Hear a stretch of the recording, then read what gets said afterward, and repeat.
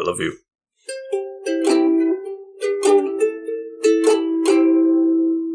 Gentle folk, ladies and men, we're glad to have you here again, so please won't you just come on in and sit with us here on the couch. I am the Green Traveler from Gorsh.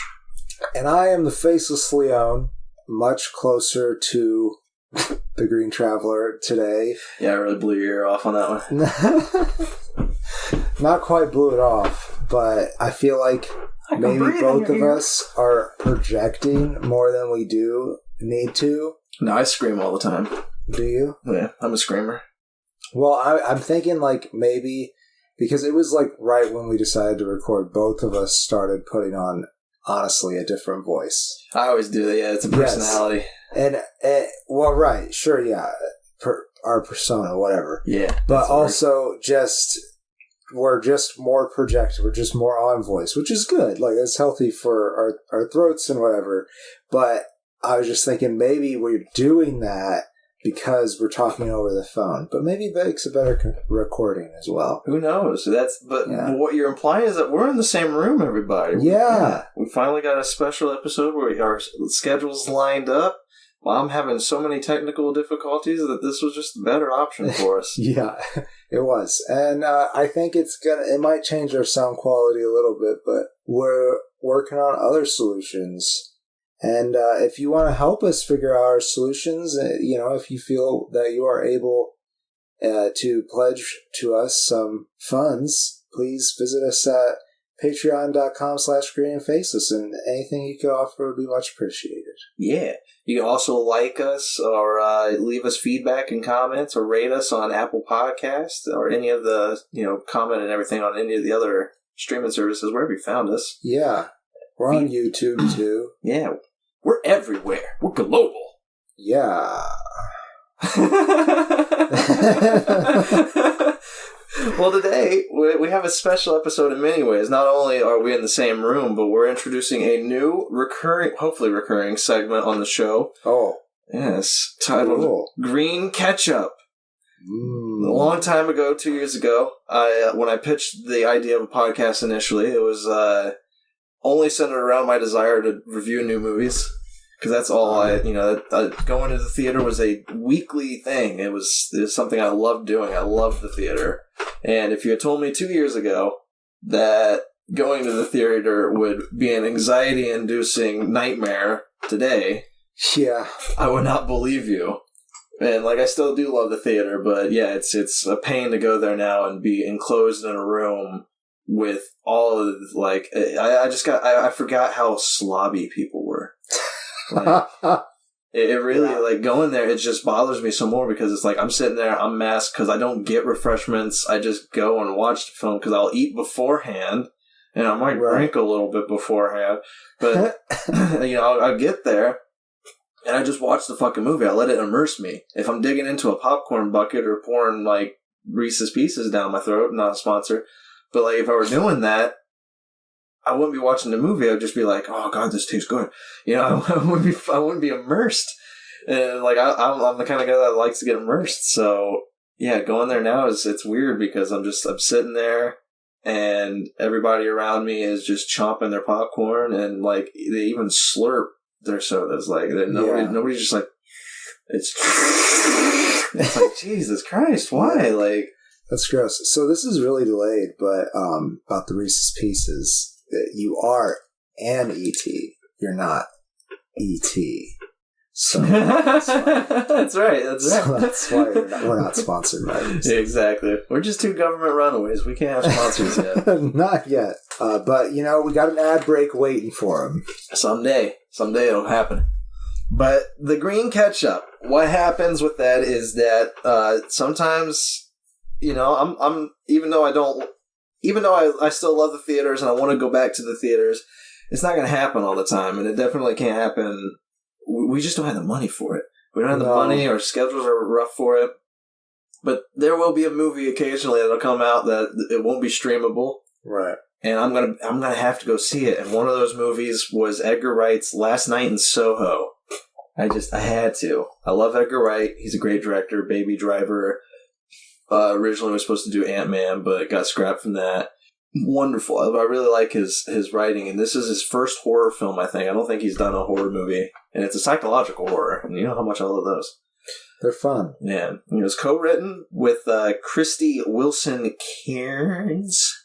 Cairns. And it's about Thomasin McKenzie. She's from Jojo Rabbit. She's amazing in this. Like, amazing performance by Thomasin. But she is a young woman who goes to Paris, I think. I think it's Paris. She wants to design dresses and everything. That might make sense. Yeah, I think it is Paris. That might make sense. Right. And you learn early on, and it's not really explained or explored, that she has a connection with the dead. So her mother, before the events of this film, and like in the first 5 minutes you see this, her mother committed suicide. And this was years ago, apparently, before the events. And Thomasin McKenzie's character sees her mother in the mirror and can have conversations with her. Mother never says anything, but like she'll like, hey, I'm going to do this decision. Her mother will nod or something. And like they might have had like verbal conversations, but we don't see that. It's not explored. They don't explain it. Like Edgar Wright just let that be. It is just an aspect of her character that, you know, she can look in the mirror, I guess, and see the dead. But when she goes to Soho, through a long chain of events with the other students that she is with, she decides, I don't want to live with these people. She goes out and seeks her own housing. And she finds this room at the top of this old lady's house. She leases out a room at the very top. And whenever Thomasin goes to sleep in that new room, she enters the 1960s world through the eyes of Anya Taylor-Joy's character. Okay. I thought you were talking about Anya Taylor-Joy the whole time.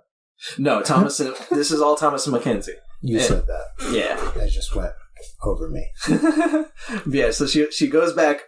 Whenever she dreams, it's just always through the eyes of Anya Taylor-Joy, and she experiences 1960s Soho of Paris or wherever. But she experiences this world, and it's amazing. You know, she's always idolized this time period. That is you know, that is her. You know, as much as I love like Doctor Who and like the old 70s time, hers was the fashion industry of the 60s.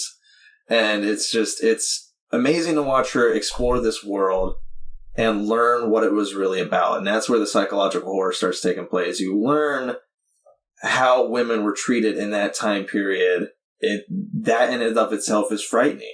Yeah. And then more aspects start coming into play. It becomes like a regular old mystery because the whole time, I don't want to talk too much about it because I highly recommend going to see it, but it's a very strong message about the treatment of women in the entertainment industry or not in the entertainment industry, even just the fashion in the fashion industry, and how it's still going on too. Like, because they do a decent job comparing it to the modern day time.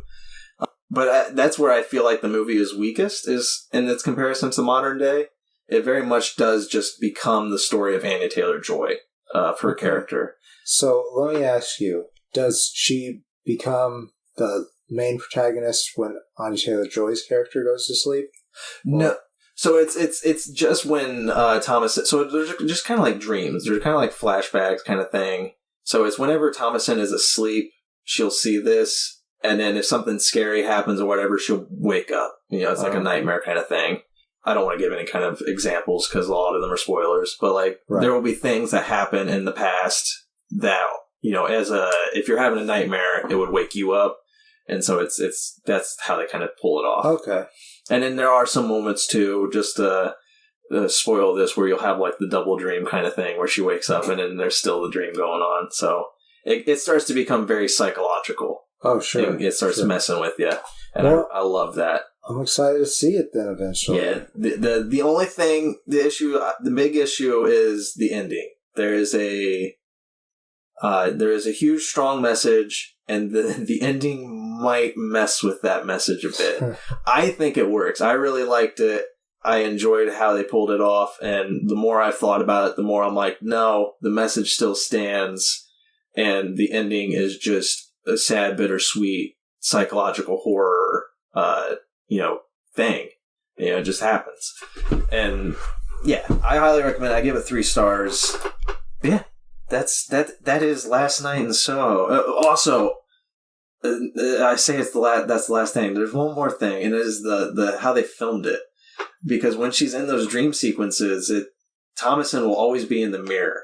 So whenever Anya Taylor-Joy walks in front of a mirror or something, there's Thomason McKenzie's character, and there's this one dance number scene, and Matt Smith is in the show too. Doctor Who, woo, love it. But there's one scene with Matt Smith and Anya Taylor-Joy where they're dancing, where most of it was all done in camera, where Thomason would just switch out with Anya during the dance. Oh, wow. And it becomes very dreamlike and using his back as edit points. Yeah, it was all. There's only I only think there's 2 spots where they cut. And it's a long scene. I think it was all done in camera, where he would just twirl them around, and he would work her, twirl her out of the camera range, and then grab the other and bring her into the camera. Yeah, it was. I've watched, pretty cool. Yeah, I've watched a lot of interviews where Anya Taylor-Joy was just and it's just you started remembering the beats where you had to do this, and it was okay, run around these 3 cameramen, and then jump back into the screen here. It was really cool. Wow. Yeah, wow, really well choreographed. It was just all amazing. I really enjoyed it. I will say, when I watched the ending play out, I was a little bit oh no, but I think going back on it, I will like it more. So, 3 stars. Cool. Well, I'm excited to watch it. I also enjoy Anya Taylor-Joy and Thomason McKenzie. Remind me. I feel like we've talked about her just not that long ago. I don't. The only thing I can remember her in is Jojo Rabbit. Okay, well, I haven't seen that one. So. Yeah, that's all I think. I don't think I wrote anything else down that she was in. Yeah, that's all I wrote down with JoJo. Oh, wow. Well, what are we here? We're also still talking about new movies. Yeah. Remind me, what we're here to talk about. We're here to talk about Dune. Oh, God. And Shang-Chi and the Legend of the Ten Rings. Yes, it's going to be a long title. Yeah. Well, though, Dune, that's just one word. Yeah. And we could really just call the other one Shang-Chi. Yeah, we could, but I'm going to add all the That's fair. Other words. And here's the sad thing, too, is as much as I say that I rushed out to see Last Night in Soho, I only did that because there was no streaming option. And with Dune, I really wanted to see that in theater. I did really want to see it in theaters, too. I highly recommend it. If you haven't watched it yet on HBO Max, go out and watch it on theaters. The only reason I chose to watch it on the couch, and I feel like a hypocrite because I did it, but the only reason was because I don't have money. Yeah. And Denis Villeneuve, the director, announced that the sequel has been greenlit. Yeah. And I was worried it wasn't going to make its money back. Yeah. I was so worried because Blade Runner 2049 was one of my favorite fucking movies of that year, and it's still one of my favorite movies. It was so good. And it was a box office flop. Nobody went to see it. Right. And this definitely has that same feel. Yeah. Where it's just an artist and a sci-fi epic and nobody in between them. Right. It's great. There, I'll have to remember to try to talk about this after we've talked about the actual films, but there are surprisingly a lot of similarities between these 2 stories. A lot. So, we got, our underdog shogun kind of character in each of the protagonists, but their families are both from 2 different factions. Yep. And there's also giant long beasts that are snake or worm-like. It's true. And they're both raised knowing that they have a destiny of power. Yeah, exactly. Yeah. And both trained. Yeah. In very different ways. Yes, definitely. So let's talk about Dune first. Yeah, because I watched it first. Yeah, Dune Part 1. Oh my god. I'm biased going in. Denis Villeneuve, and I'm sorry if I'm pronouncing it wrong. I've so many times I've tried to pronounce, watch pronunciation videos of him, and it just keeps slipping in my mind. But I believe it's Villeneuve. But he's one of my favorite directors in the game. He is so fucking good, and the reason is because you can tell it's his vision. The movie is his. And he does not let any kind of scope stop him from going for it. So, like, he's the guy who did Arrival, which we both fucking loved. It was great. Yeah, and, like, you have a penchant for language, and, like, specifically just, like, language structure, and that, like, that whole movie is about that, like, learning to communicate. Yeah, I actually read the short story for that, so when I heard what the storyline for the movie was going to be, I got so excited, and I was telling everybody, and they're like, oh, okay. And then when I heard that they did go and watch the movie, they really liked it, so yeah. You can go. And that short story is written by Ted Chiang. Yes. Highly recommend that because, you recommended it to me. It's not called Arrival. I can't remember what it's called. Yeah, I can't remember either. I think the short story collection that it's in is now called Arrival or something like that. Okay. But yeah, I'd highly recommend because, you recommended it to me. I read it immediately and was like, yep, that's everything I wanted it to be. It was a damn good story. And there's another story in there too. Was that the Tower of Babel story? Yeah, I think it is the same guy. Yeah. That's a really good story as well. Yeah, really interesting. Secret review of Arrival. Yeah. Oh my god, someday we'll have to do it. But Dune Part 1 it's very similar to Arrival, where it's just this epic world that he builds. He's on this, I can't remember the planet's name. I'm so sorry. I know people... Oh, shit. Yeah. Let me see if I can't I'll just put in Planets of Dune. Here we go, people. Arrakis. Arrakis is the... It's the desert planet. Yes, where the spice is. So spice is very important. Yeah. You know why, Greenie? No, all I know is it turns you into an Aryan. Oh, does it? Kind of. Like, it gives you... it doesn't make you blonde hair, and it definitely gives you, like, bright blue eyes. That's right. It does. If you are saturated with spice, your eyes turn blue. And, like, you can use it to, like, see the future and stuff, too. But anyways, it also, like, I don't know, is like a power supply or something. It's kind of like... it's kind of just, like, this very important element to these people, the Fremen. And then, as we do, capitalists came in and were just like, hey, we can make money off of this. Yes. And so, yeah, it is. I think it's how they use to travel through space. I think they use it as their fuel source. I think also their navigators use it. Yeah. To help them get to places. And I know people are going to be mad. I've read the book once, and, like, I was not a fan. And I know, I'm sorry, I've tried it. I haven't even tried. I've tried so many times, and like I think I have all of the books in the series, including the ones where his son took over, sadly. But I love the world building of it. I love the scope of the sci-fi world. It's an interesting world. Yeah, it's just the book is so dry, and it's all about it's that male hero character. You see it everywhere. It's just like you are destined for greatness. Right. Like, so much so that he is the only male who was allowed to learn the ways of the all-female Bene Gesserit order. Yeah. And I do know a couple of my friends who were trying to get into Dune, and they themselves are women, and they're like, that's some bullshit. Yeah. Why does the white boy get to... Yeah, he's the chosen one. Yeah. It really is bullshit, yeah. I completely understand that. Yeah. I do think that, they don't... It's not that they don't do that in this movie, because that's the story. What are you going to do? They don't fix it. They don't fix it, but I think that they try to make it a little bit better by making a pretty decent character out of his mom. Yeah.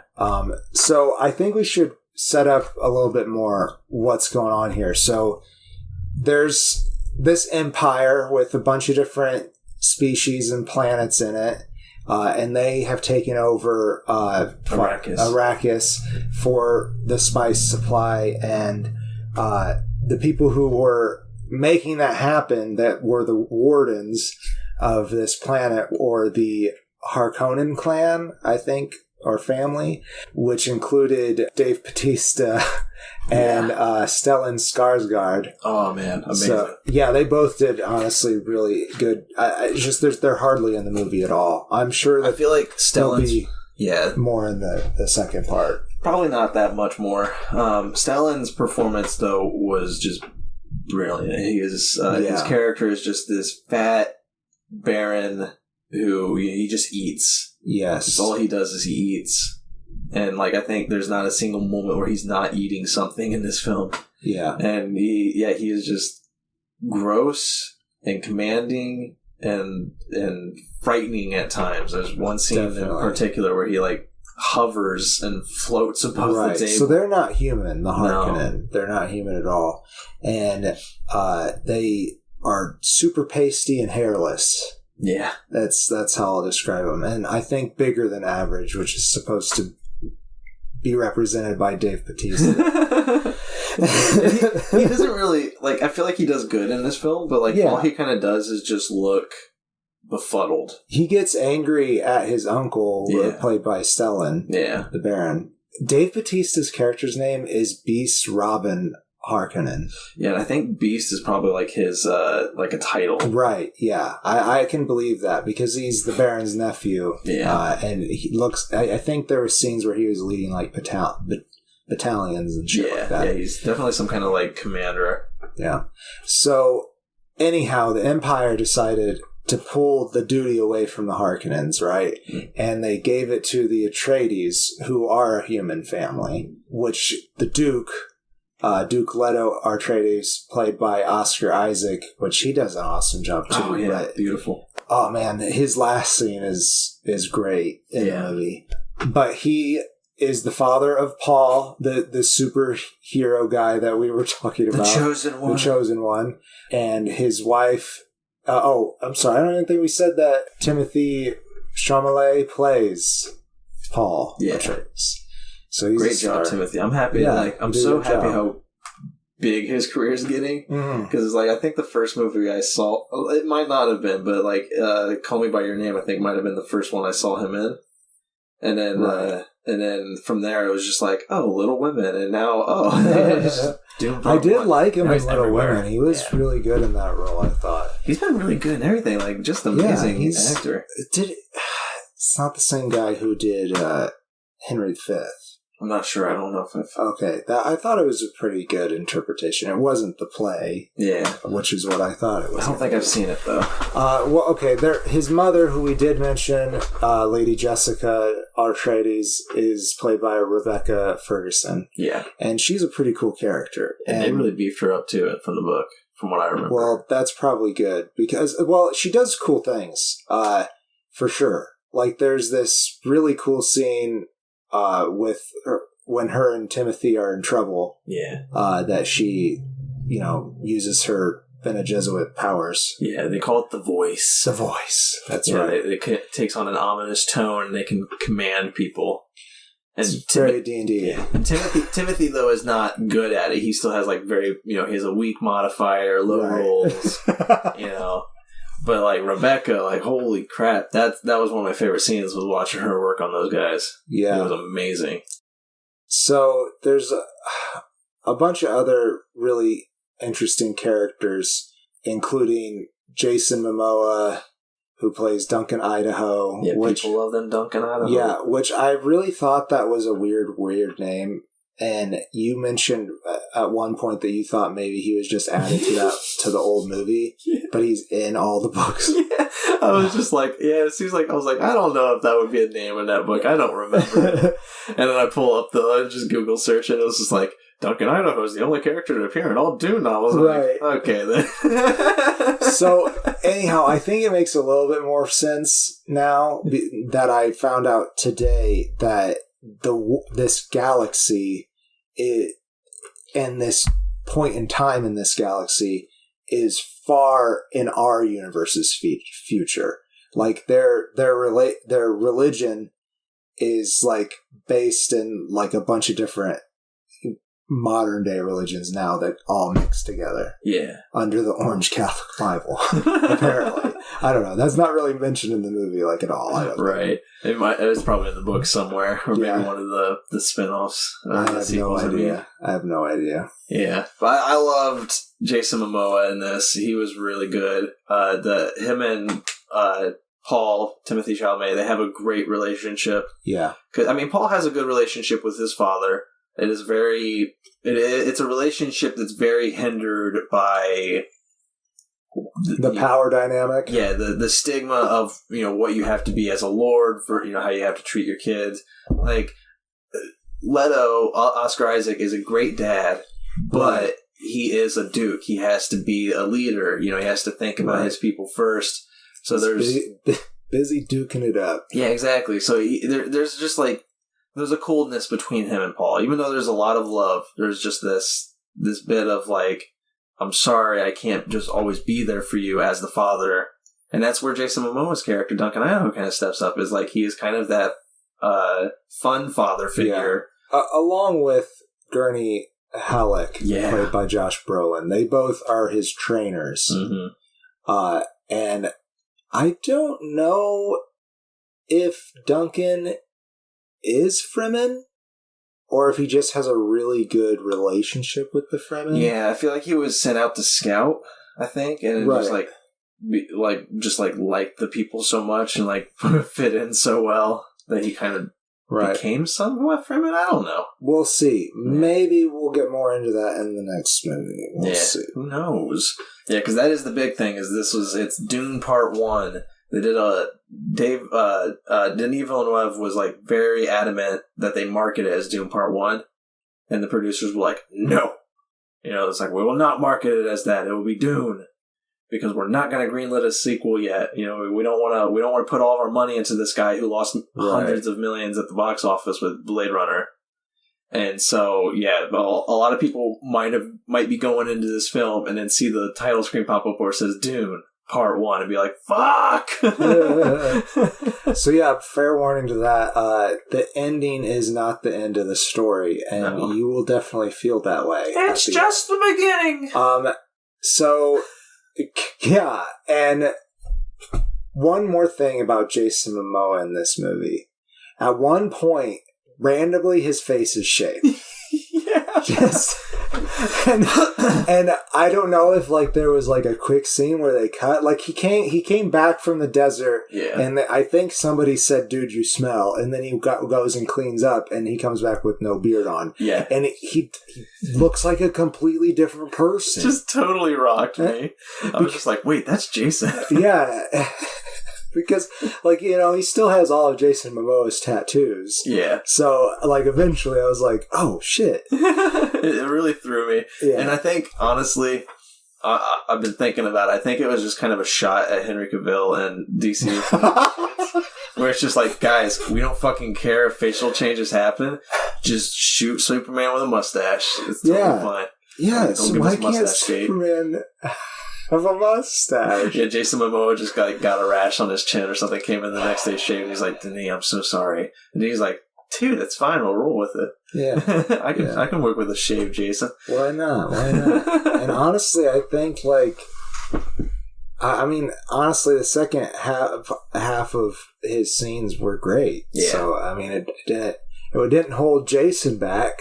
No. Not at all. He doesn't need facial hair to be a good actor. I think there's only one other actor I do want to talk about, and that's Zendaya. Yeah. She's only in it for like 5 minutes. Yeah, if you were expecting Zendaya to be in this movie a lot, so she is in the movie periodically through the movie. But she is not really. She's just an image that Paul sees. Yes. And she's like a figure in his dreams. Yeah, it's kind of sad because I was wanting more Zendaya. Yeah, but me too. I like Zendaya a lot. I read that part 2 will be from her perspective, apparently, which is hugely different from the books. Cool. So, yeah, that's going to be really interesting. She plays Shani. She is a member of the Fremen, I believe. Yes. I don't know if he actually meets her at the end. Yes, he does. Okay, I couldn't remember if she was part of the group of Fremen that Paul comes across. Yes, I think they share a paragraph of dialogue together. Yeah. And then it's the end of the movie, like quite literally. Was she with him? Yeah, she was with him. I think she was mad about a certain thing he does. I don't want to spoil any of the story because I highly recommend going to see this. Yeah, I think this is a good place for closing statements, honestly. Yeah. So here's the thing: when I grade films, there's like an initial reaction. Then there's like, I've had many days to think on it, which usually the reaction changes. So like a film that is a 4-star, in 2 or 3 weeks, I might look back and be like, it's probably more of a 3.5, you know? Right. But when I finished watching Dune, I was blown away. The spectacle was amazing. It carries all of Denis Villeneuve's style that I just fucking long for. There's so many good, just epic scope shots where you just see this world. The music is beautiful. It's by Hans Zimmer, of course. He's got to do the soundtrack for everything. Like, amazing. The cinematography is Grieg Fraser. I don't know specifically any of his other work, but, like, seriously, all around, technically, this is a beautiful and perfect fucking film. And then the story, I really like the story. I like what happens. I like all the action. I love how they handle it. In my opinion, they improve on the book story. Because, again, I couldn't stand reading the book, but this movie was so just, like, mind-boggling. Beautiful, honestly. Yeah. Jeez, the cinematography alone. Yeah. It's just awesome. And you're imagining the cinematographer filming this, because a lot of it is like a CGI shot. Like, the world is, like, you have these giant ships floating in the air, and that is the shot. Is like, it's just, you have sand for miles and a floating ship way in the background. And just imagining the cinematographer having to think this up. It's like thinking of all of the layout. Like, amazing job. Like, definitely deserves nominations or appreciations. Oh, hell yeah. Oh, yeah. If this does not win for cinematography, I'd be surprised. It pissed me off so much when Arrival's, I think his name's Bradley Young, he could have been the first black man to win cinematography award, and he didn't get it for Arrival. I can't remember who won, but God, it pissed me off so much. I'm just like, how did he not win for Arrival? It's such a beautiful movie. It was pretty. The fog, man. Yeah, exactly. That's the first image my mind goes back to, is the ship, the Peapod ship floating above a valley, and then the fog rolling in. It's so beautiful. Like, Denis has, like, a beautiful eye for his science epics, and he always gets the right cinematographer to do it. And yeah, technical basis, I was so blown away that when I finished, I gave it a 4 stars. I'm struggling right now, a week or so later, because I want to give it 4 stars still, but, like, I feel like it's kind of dropped to a 3.5. Okay. So we'll leave it at that. It's somewhere in the middle of those. Like, it's very. It was a perfect score when I watched it. Right. And it's a ride, and I think what's really interesting about it is that it does not feel like you just watched a 3-hour movie. No. Like, and that's also because of where it ends. Like, so it does not. So there's a really long exposition bit, I feel like, at the beginning, but it's so interesting that you're really just wrapped in with it. Mm-hmm. And then it very quickly from there rises to a climactic moment and just stays there for quite some time. Right. A good chunk of this movie is a sci-fi action movie. Yeah.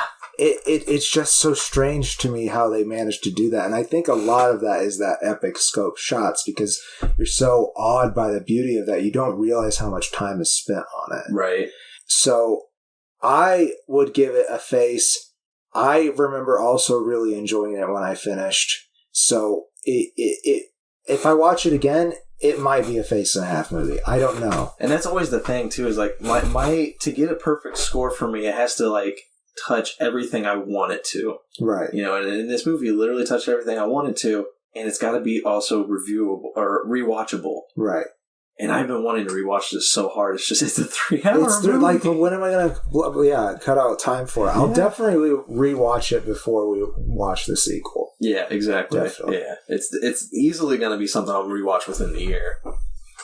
But oh my god, so amazing. Let's move on from there to Shang-Chi and the Legend of the Ten Rings. But first, should we pause for a soda break? I want a soda pop. Yeah. Yeah.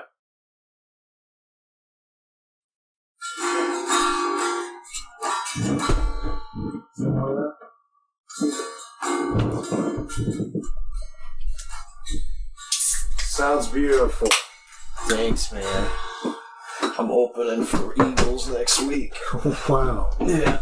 They must be desperate. They are pretty desperate. Are we back? We could be. Yeah. Unless you think we could do better than that.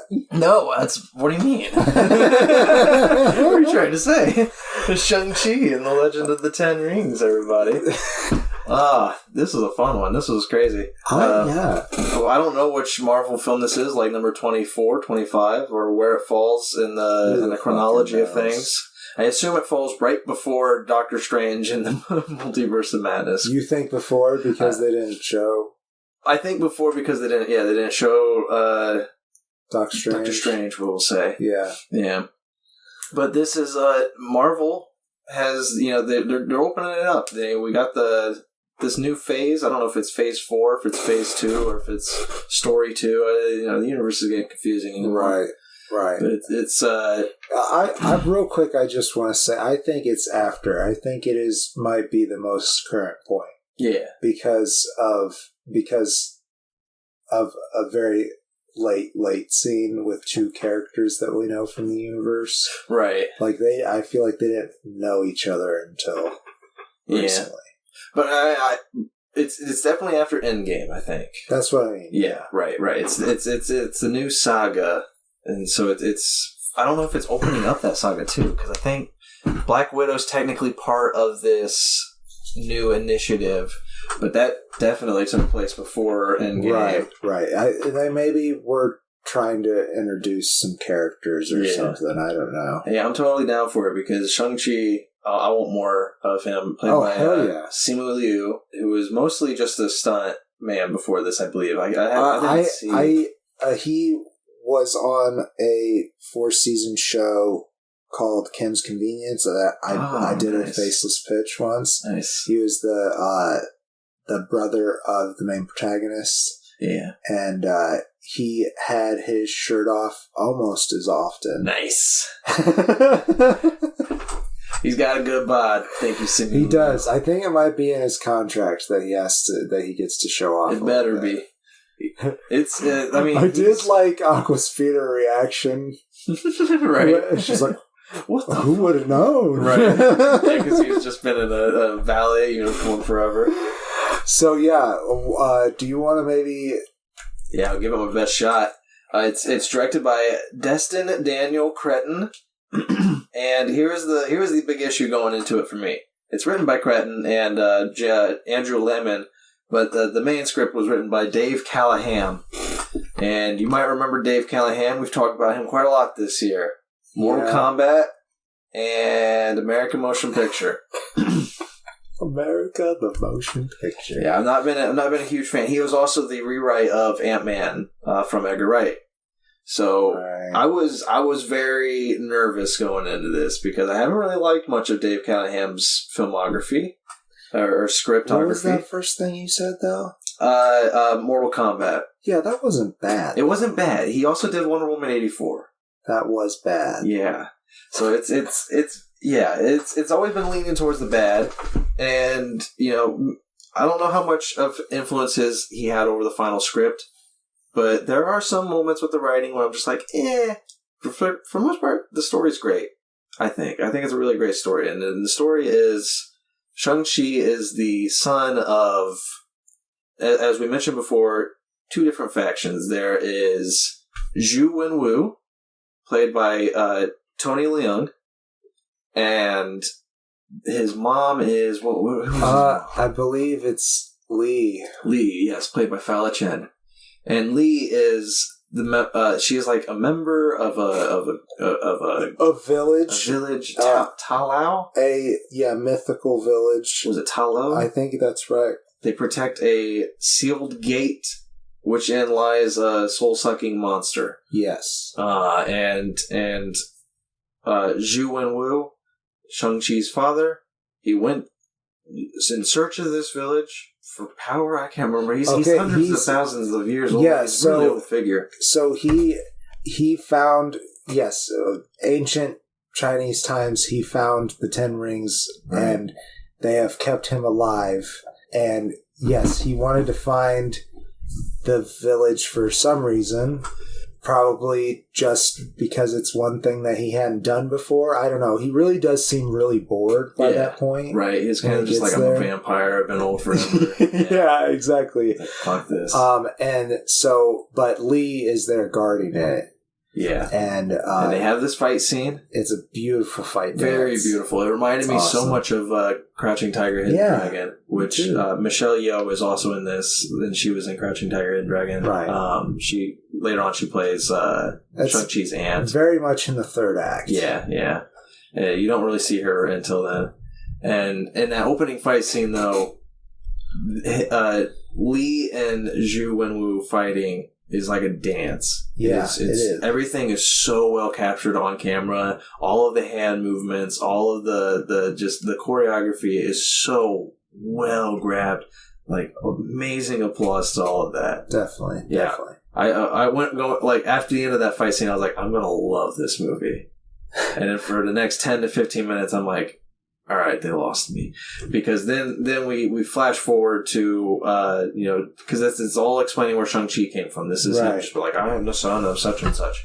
That's basically what it's the exposition of him. And then all of a sudden, he's in America? Yeah, I think he's in America. He's a valet at a hotel, parking cars, with his best friend Katie, played by Awkwafina. Yeah, and that's hilarious. Yeah, she's fun. The mundanity of that world, though, was what lost me because it was such a weird juxtaposition, and it wasn't really well handled. At least at first, because it really fell flat immediately.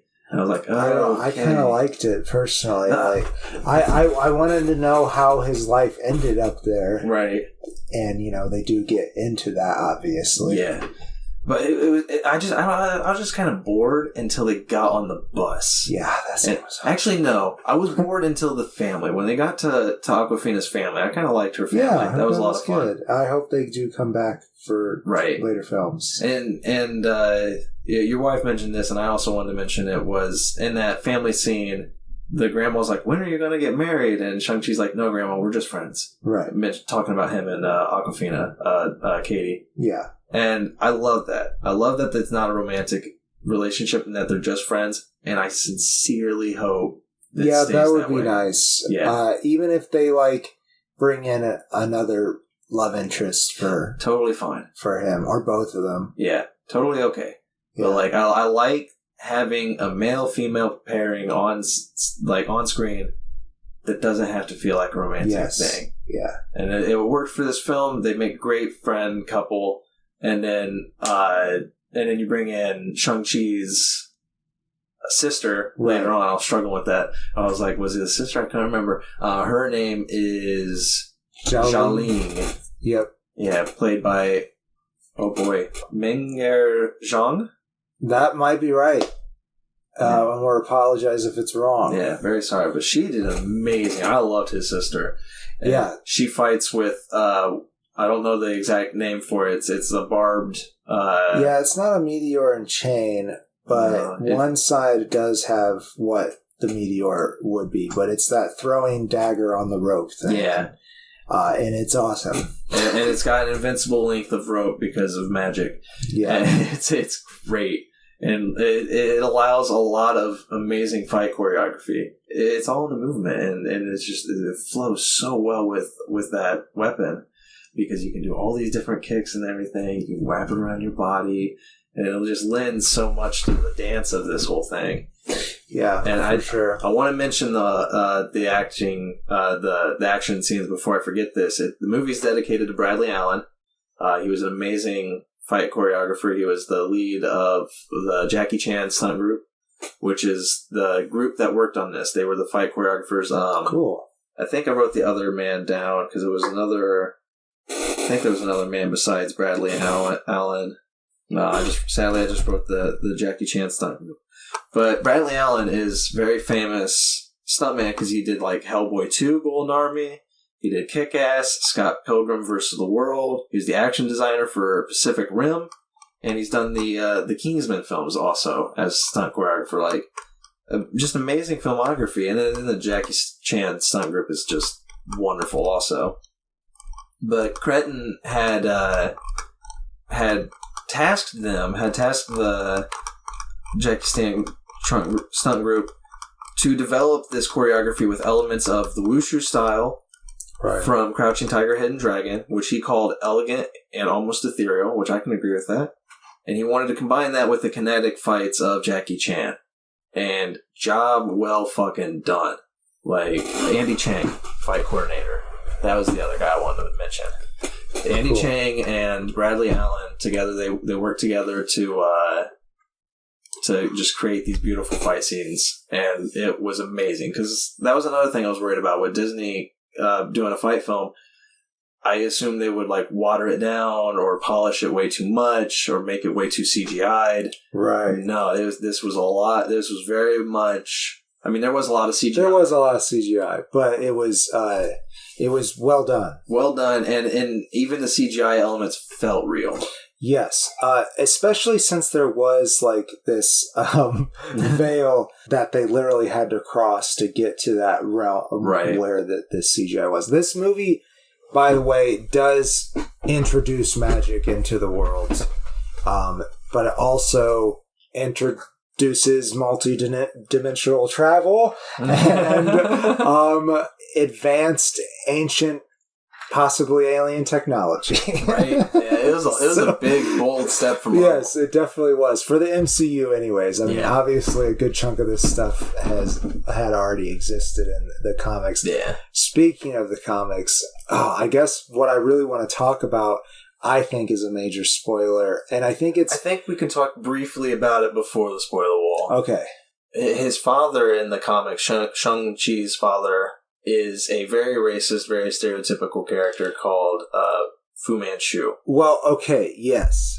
He was. Yeah. But when Marvel eventually lost the rights to that, because that character was, I think, first written in like maybe 1890s? I don't know. It's an old character. Yeah. After they lost the rights to that, they changed it to Zhengzhu, I think, is how it's said. It's Zhengzhu with the space between for the ZU. You got me.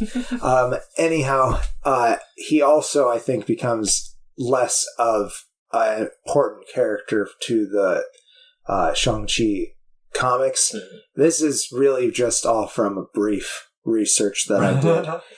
Because I didn't want to research before I watched the movie, and I just finished watching it today. So. Right, same here. I watched it this morning. I mean, it just dropped on Disney Plus. It's been out in the theaters for a while, but... And it was one that I wanted to see in theaters, but at that moment, it was a little bit rough in our county, the numbers. Rough in our county when our schedules were real bad, and then by the time our schedules had cleared up, we were like at the halfway part before when they would just drop it on Disney Plus anyways. Yeah, and they said that they were going to drop it a whole month ago. Yeah. And then they held on to it. I wonder if it was doing good. I hope it was doing good. Hopefully it was doing. I think I saw on Instagram like a box office comparison of the top 3 films, and it's like, I don't know, maybe number 4 or something like that of the MCU, which is pretty good. Yeah, it's really good. Really. I mean, it definitely was one of my favorites of the whole universe so far. Yeah, honestly, amazing to say, because what are we, like 24 films and 4 shows in? Like, yeah, watching this, I was having a lot of fun with it. I enjoyed it for sure. Yeah, the father character Zhu Wenwu is a original character created for this movie. So like that was, there was a good sidestep from like we still want this to be an important part of his character, but we don't want to connect ourselves to Fu Manchu. Yeah, understandably those issues. And I don't know that the 10 rings, that they do exist in the canon of the Marvel comics, but I don't think that they're typically connected with Shang-Chi. I could be wrong about that. From what I read, he does have magical bracers that helps him against magical attacks, and he himself does not use any magical powers. He is just the best at martial arts in the world. Nice. And he can use some abilities with his ki, and he used to be able to like shoot projectiles like Street Fighter, but I think they retconned that. Do him and Iron Fist ever I don't know. Yeah, I wonder if they have team ups or anything. I don't know. I I think they're setting up new Avengers. Yeah. And definitely, I think they're definitely setting up Young Avengers, too. Yeah, okay. Well, that would be interesting. They dropped a lot of shit on Disney Plus. No, not shows yet, but a lot of scheduled stuff coming up that I was just like, oh my god, they got crazy plans. Yeah, they sure do. I am ready for it. I am too. am happy with what they're doing. I think they're willing to use their films to change what has been done already. Like, tweak it to make it work for the story to continue to blossom. Yeah. With that, I think we should put up a spoiler wall to talk about it. Most assuredly. Yo, you know the drill. Had a minute and 3 seconds past the hour to avoid them spoilers. So, jumping right in, Zhu Wenwu has this conversation when he first gets back into the movie and is at a dinner table with Shang-Chi and Katie, and also Xialing is there too, right? I'm pretty sure. Yeah, she is. And he talks about how he once was employed, his army, by a terrorist and asked to go by the name of Mandarin, and mentions like how that's funny because it's an orange. Yeah. And I thought that A, was hilarious, and B, they're referencing Iron Man 3, my biggest MCU disappointment. To me personally, because when they said they were going to do the Mandarin, and we saw those clips from Ben Kingsley, which he's amazing. He's not Chinese, and I feel like the Mandarin should have been Chinese. Right, I agree with that. It's all been wiped under the table because of this. Yeah. But anyhow, they used Trevor Slattery, played by Ben Kingsley, this actor, to play up this character of the Mandarin. And it is so good. If you haven't seen that movie, it's worth it just for Ben Kingsley as this character. Even like Trevor when they finally get to him. But it's just the Mandarin is such a big character in the Iron Man comics. Yeah. And like, as I mentioned before, like my only exposure to Marvel really was Spider-Man. Right. And I had a very brief stint as a kid where Iron Man, the animated series, was on like right before Spider-Man. And the only characters that I cared about on that Iron Man show was the Mandarin. He was like the only interesting character for me. And so I was very excited I knew nothing about the Mandarin except for my childhood liking of this villain. And the trailer of this very realistic eco-terrorist kind of thing. It was like, oh god, like he seems very like eerie and ominous. And it just becomes this like goofy actor, Trevor. It felt wrong in the moment. It felt really, really wrong. It felt like, ha ha ha, you guys thought we were going to do it, but we didn't. Yeah. We're doing Extremis instead. So, yes. And Guy Pearce is the bad guy. So, secret review of Iron Man 3.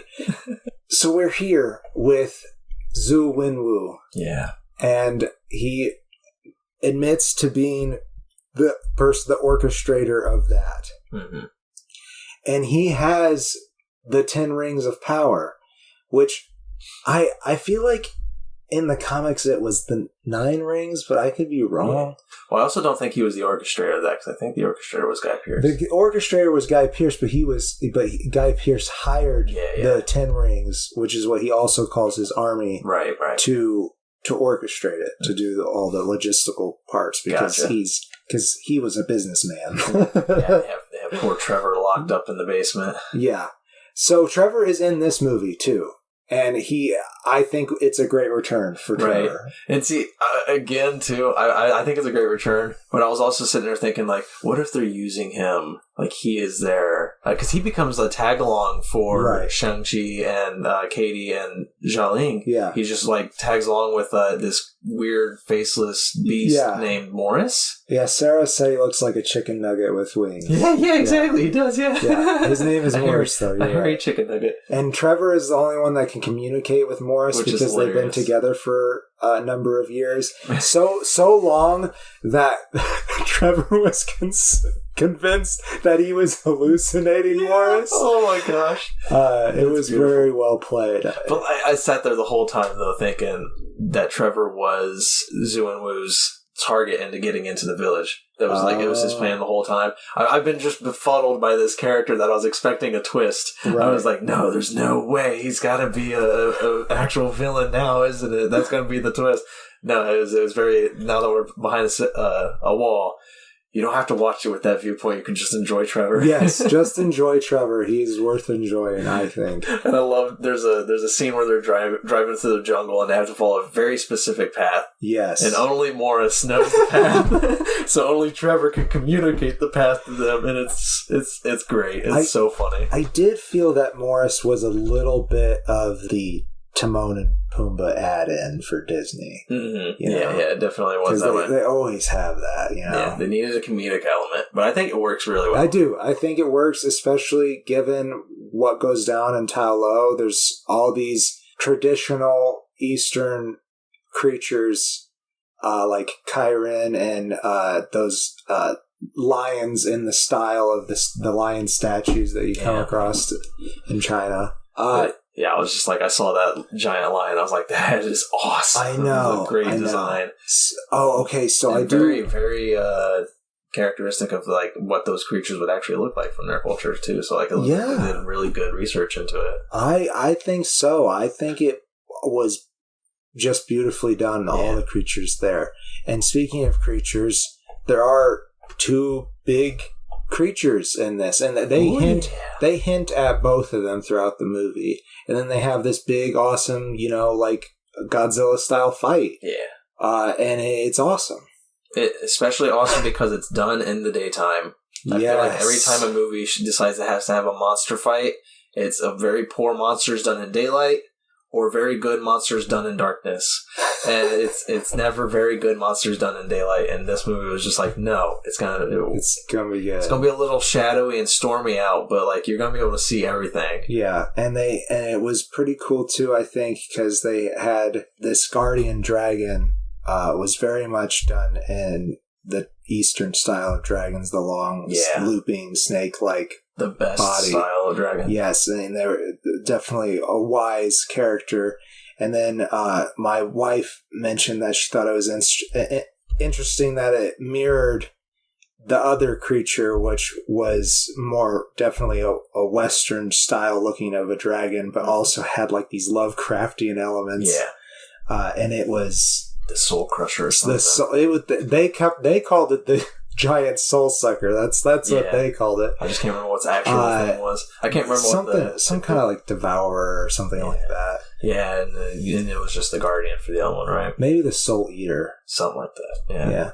But it's all beautiful. It's good stuff. The best part too is there's many moments where you have like that never-ending story kind of feel with the guardian, where you have a very up close shot of the head, and I know it was CGI, but it looked great. It looks great. If it had been practical, that would have been amazing. Oh yeah. But the CGI still was beautiful. I love the designs around the eyes. Yeah. Everything. Like there was moments where I thought it was bleeding because I thought the design was. I was like, no, it had that at the beginning. Yeah, because it gets attacked at the eyes. Oh yeah. I was so worried. I was like, oh no, is that blood? And I was like, no, it had that before the fight. Right. Oh, and speaking of blood, Katie gets to save the day, which I'm kind of happy that they didn't just make her character take a complete backseat in the third act. But like she learns how to shoot a bow in a day, and then she shoots like an impossible shot, and she's like, no way. And I didn't like it because I'm happy she got to have that moment. Right. That moment took way too long to happen too. During that whole fight scene, I'm like, shoot the fucking arrow. Yeah. Why aren't you doing anything? And then after 5 minutes, I'm like, all right, Shang-Chi, just let your sister go and stop it because Katie's definitely not doing anything. This has been going on for 5 minutes. Like I was getting so mad during that final, fun mad. I wasn't actually mad. But they've set her character up in the first 2 acts as being the driver. Right, yeah. And a really damn good one. Yeah, I wanted that to come back to fruition, but that bus scene was awesome. I just wanted more of that. Exactly. The bus scene was fun, and then they set her up immediately because she's a valet with Shang-Chi, and she loves driving those fast cars, so it's like she knows her shit. She is a good driver. They should have just used that. They should have figured out a way to incorporate her just like driving a car into the thing or something. Right. Like, yeah. It would have been great because that's what you have set up. And then no, she learns this impossible but like and it just bothers me because I'm gonna be that stickler. Archery is hard to fucking learn. Yeah. It is a damn tough skill. And I don't care if you're an instant shot. Even the Green Arrow took years to figure that shit out. And she shoots this impossible shot over miles. Yeah. And with heavy wind. It seems like miles anyways. Yeah. And it's over heavy winds because these are 2 giant fucking beasts fighting in the air. Yeah. They're definitely using something to mess with the air fluctuation. To be fair, though, all the weapons that were used by the villagers were made with the Guardian's dragon scales. Yeah. So maybe that increased her scale. She attuned to it overnight. It wanted to find its home, and the creature had the soul of the Guardian almost in it at that time period. So it was like, Mommy! Oh, look! Must save Mommy! No, but it's nothing to get terrible to like really affect this movie because overall I'm assuming the wall is dropped now, and I think we were good and relieved of our spoilerly bits. Yes, I wholeheartedly enjoyed this film. Easy 3.5 stars. Definitely top 5 favorite Marvel movies, if not top 3. I can't I haven't actually thought about all the films. There's too many of them now, but like easily is beautiful. Like it's just the action's great. Yeah. The sci-fi is the effects are great. And I fucking love Shang-Chi. Like, I want more of him. I want more of his family. I do. I definitely do. And it was so different from the other Marvel movies. Right. And other Marvel movies can be said about them as well. But I just really liked the flavor that this added to the world. And they're not going to bring back the same Danny Rand, I don't think. But maybe they'll do something with Iron Fist and Shang-Chi. That would be interesting. Yeah, bring in more martial arts elements, please. Yes, I love it's martial cool. arts. And, there's a lot of that in the Marvel comics. And I feel like it's kind of died down after the fever for that crashed. I feel like a lot of it, too, is with my love for martial arts is with a lot of superheroes, you see them, like with Thor, for example. He does things that's like, there's no way I can ever do this. He calls down lightning. He's the beefcake god.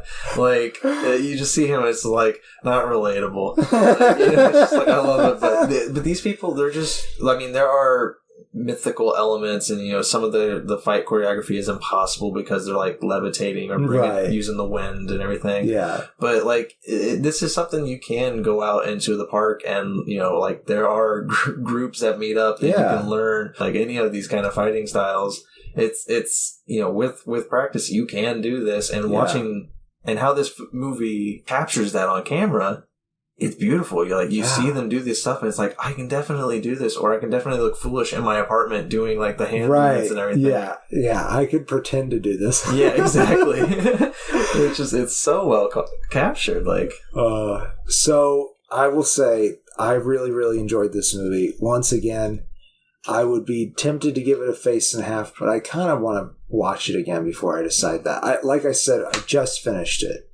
And when I finished Dune, I probably would have said face and a half, and I stepped back on that too. So I think I'm doing the same thing for this movie.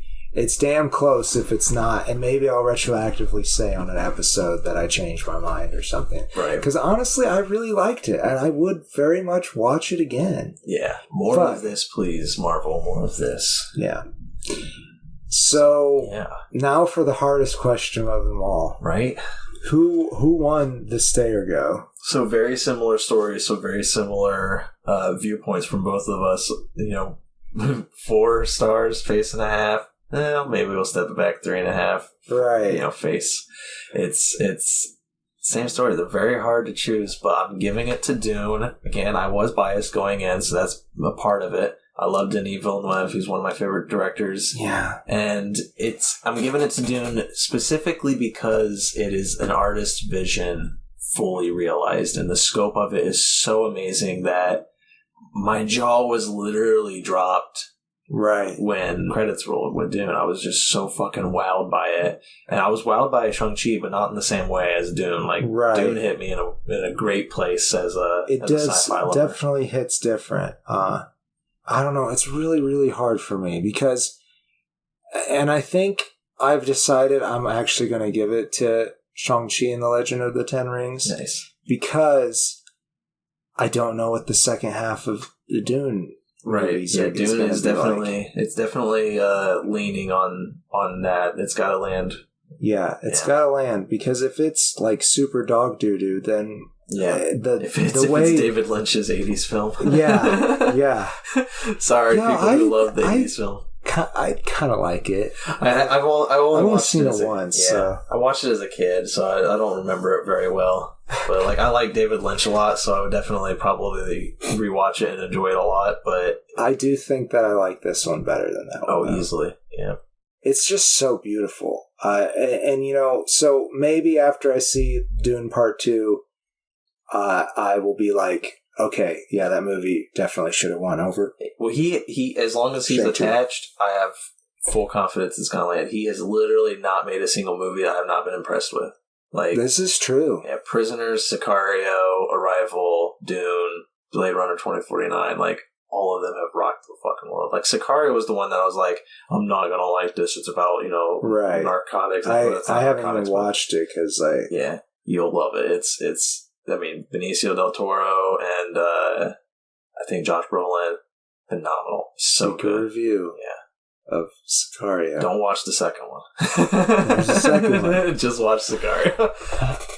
Well, I think that's our show. Yeah, and I'm happy we both chose the other movie. Yeah. And I'm probably honestly would have picked Dune if you picked Shang-Chi. Right. It's just it feels right because both of them are worth it. Yeah, they're good. So stay and go. Yes. I have been the Green Traveler from Gorsh. And I am the Faceless Leon. Safe travels, and good night. Green and Faceless on the Couch is a proud production of FictionWorks 19. If you like the show, please show your support by rating and reviewing us on Apple Podcasts. Like, follow, subscribe, wherever you might listen. We also now have a Patreon account. If you feel so inclined to support us in a financial manner, please become a patron by visiting patreon.com/greenandfaceless. You can also find more information about us on our Facebook account or on the FictionWorks 19 Instagram account. Thank you so much for listening.